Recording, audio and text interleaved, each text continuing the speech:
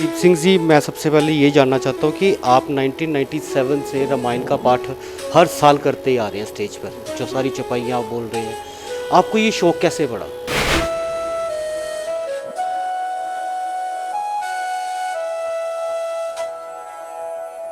रामलीला और रामलीला का मंचन या किसी तरह कोई धार्मिक प्रोग्राम है, चाहे वो रामलीला है, चाहे कृष्ण जी का है, चाहे यीशु मसीह का है, चाहे वो गुरुद्वारा साहब में नगर कीर्तन है या अपना हम शब्द वगैरह पढ़ते हैं, जैसे भी अरदास करते हैं, ये सब कार्य जो है ये ईश्वर खुद ही करवाते हैं।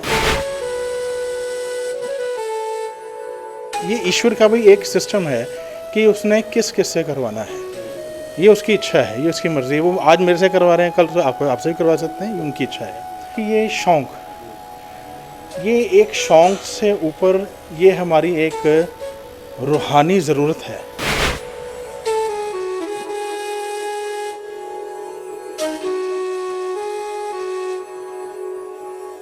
तो ये शौक़ से भी ऊपर हमारी ज़रूरत बन गई, क्योंकि हमें जीवन अपना पूर्ण नहीं लगता कि अगर हम रामलीला में ना जाएं। आज का जो टाइम है, आज की जो जनरेशन है, वो अपनी संस्कृति, अपनी सभ्यता को भूलते ही जा रहे हैं। आप उनके लिए क्या बोलेंगे? देखिए, अपनी संस्कृति, अपनी सभ्यता को किसी भी लेवल में अगर हम जाएं ना, तो कतई भुलाना नहीं चाहिए। अगर हम अपनी संस्कृति को भूल जाएंगे तो हमारा वजूद क्या है? हम अपने बच्चों के साथ नहीं होंगे तो यही रहेगा, क्योंकि ये नश्वर संसार है भैया। रहेगा क्या? ईश्वर का नाम रहेगा। ये सच्चाई है।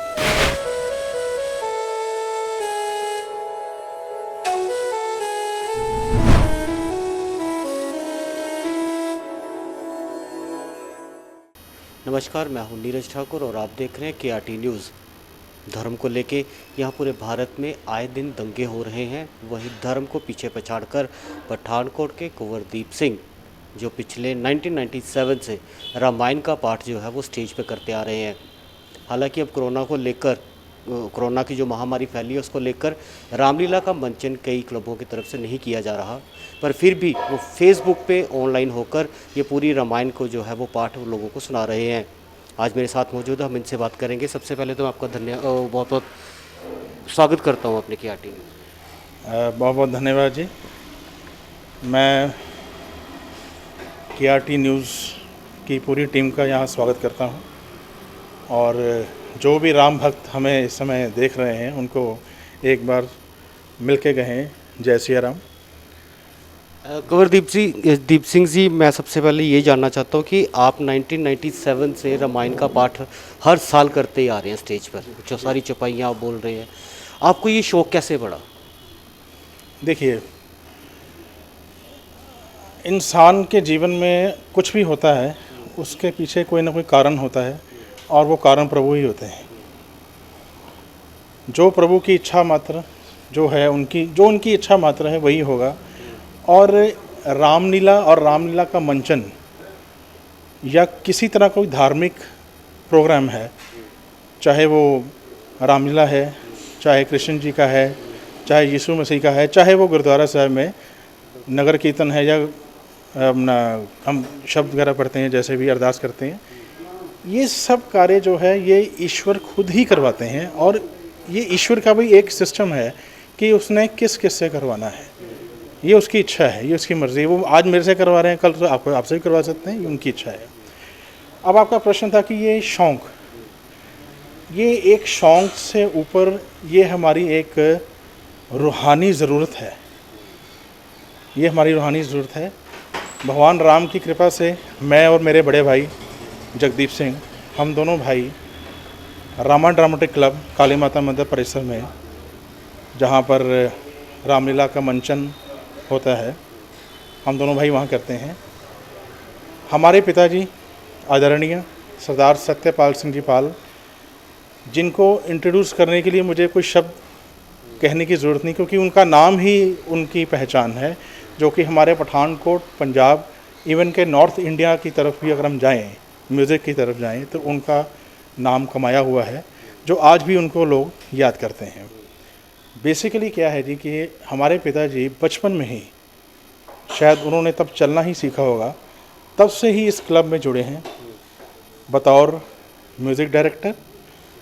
वो एक्ट भी करते थे, म्यूज़िक डायरेक्ट भी करते थे, गाते भी थे, ठीक है जी। और रामा ड्रामेटिक क्लब की जो रामायण है, हमारे परम पूजनीय स्मरणीय महामंडलेश्वर हमारे जो पंडित चूनीलाल पाल साहब, जिनको हम अपना ये कहें कि हमारे दादाजी के रूप में अगर हम उनको देखें तो कोई अतिशयोक्ति नहीं है। ये रामायण उनके द्वारा ही लिखी गई। उन्होंने ये रामायण हिमाचल देवभूमि में बैठकर 10 साल लगाए, उन्होंने ये रामायण लिखी। उसके साथ उसी रामायण को लेकर रामायण का मंचन किया जाता है।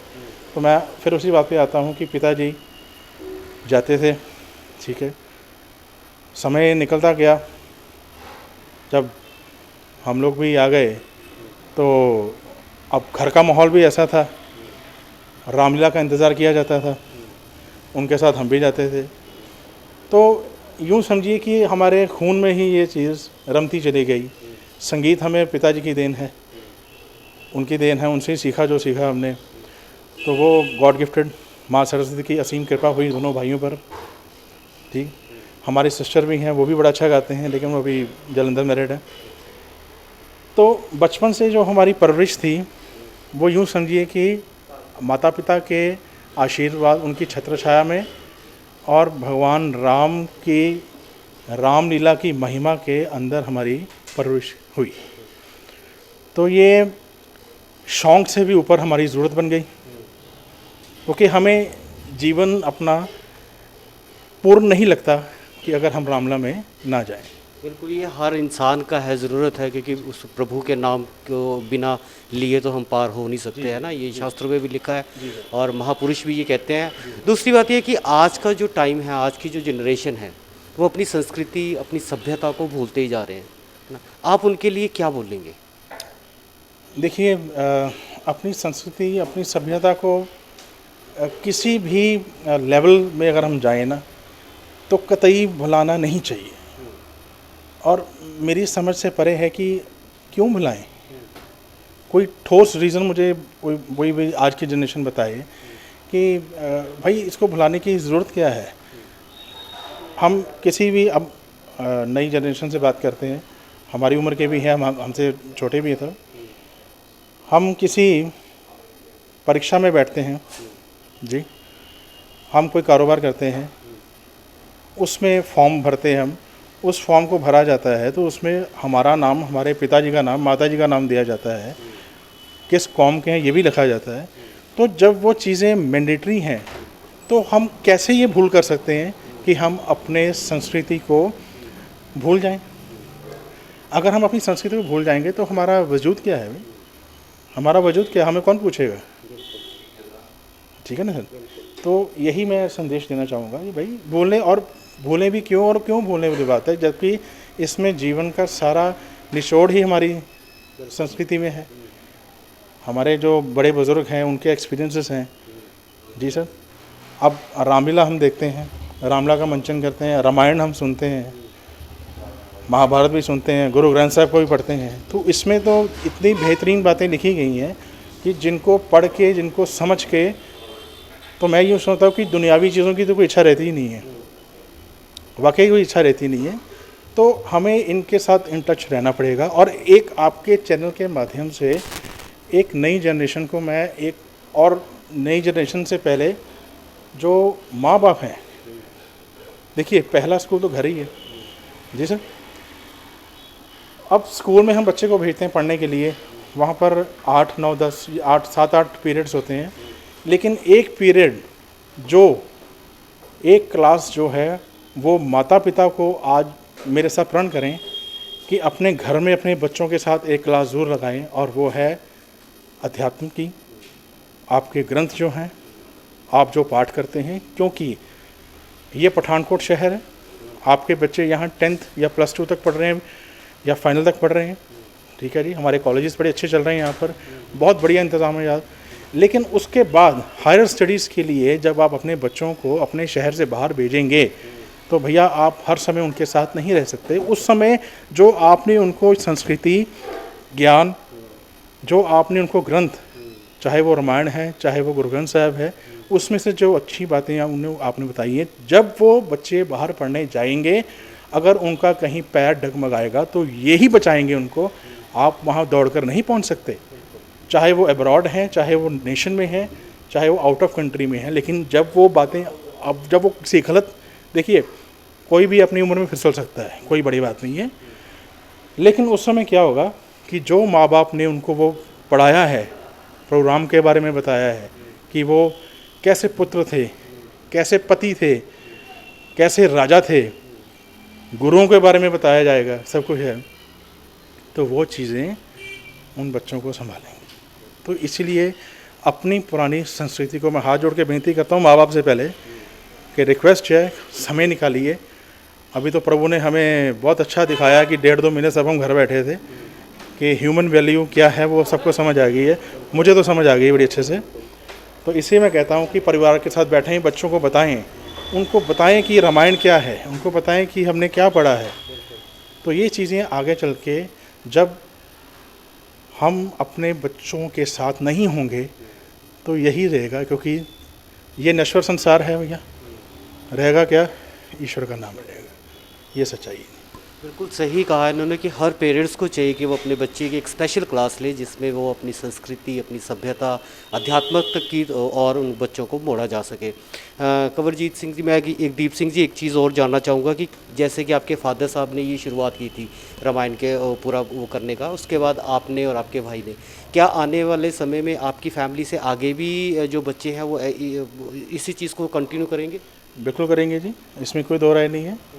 और निस्बत जब हमारी 2 बेटियां हैं, तो मैं अभी बड़ी बेटी की बात करूंगा। जब वो छोटी थी तो हम उसको स्टेज पे मास्टर मोहनलाल जी उसको बुला के तो कोई पोएम या कविता उनसे हम सुनवाया करते थे ताकि बच्चों में रुचि हो।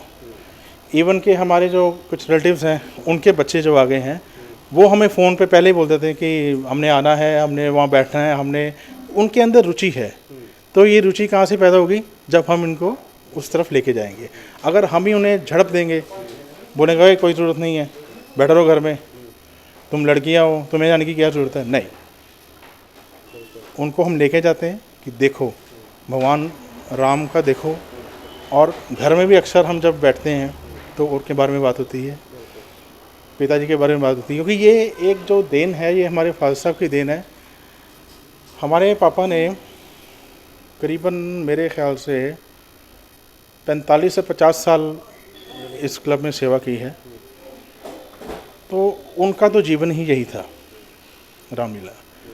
तो उनकी उंगली पकड़ के हम भी साथ में चलते थे, देखते थे वो क्या करते हैं, कैसे करते हैं, बड़ा आनंद आता था। आज भी आ रहा है, ठीक है वो अब नहीं है हमारे साथ, लेकिन हम उन्हें महसूस करते हैं। जब हम गाते हैं वहाँ पर तो हम महसूस करते हैं कि ये 2 आवाज़ें नहीं हैं, 3 आवाज़ें हैं। तो वो पहली आवाज़ हमारे पिताजी की है, दूसरी भाई साहब की है, तो तीसरी मेरी आवाज़ है। तो ये बिल्कुल सही है कि माँ बाप के जो संस्कार होते हैं वो कहीं ना कहीं बच्चे में ज़रूर आते हैं। अगर माँ बाप हमारे अध्यात्मक से जुड़े होंगे तो नो डाउट है हमारे बच्चे जो हैं वो भी इसी के साथ जुड़ते ही चले जाएंगे।